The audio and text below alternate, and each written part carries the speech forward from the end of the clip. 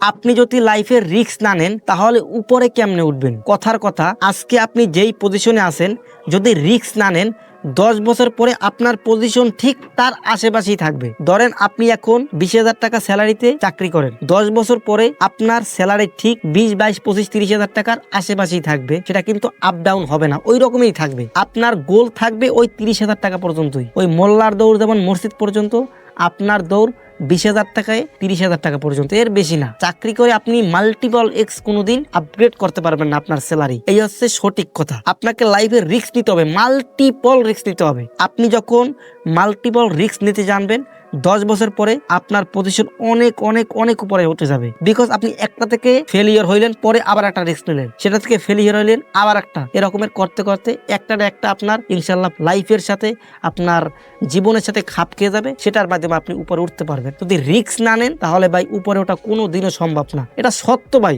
আপনাকে সাহস করে রিস্ক নিতে হবে। এখন কথা হচ্ছে কি আপনি কোন জায়গায় রিস্ক নেবেন। আমি বলি না যে আপনার 5 লাখ টাকা আছে সেটা এক জায়গায় ঝেলে দেন, ব্যাপারটা কিন্তু এমন না, ওই রকমের করা যাবে না। সঠিক জায়গায় রিস্ক নিতে হবে। এখন রিস্কটা কেমন?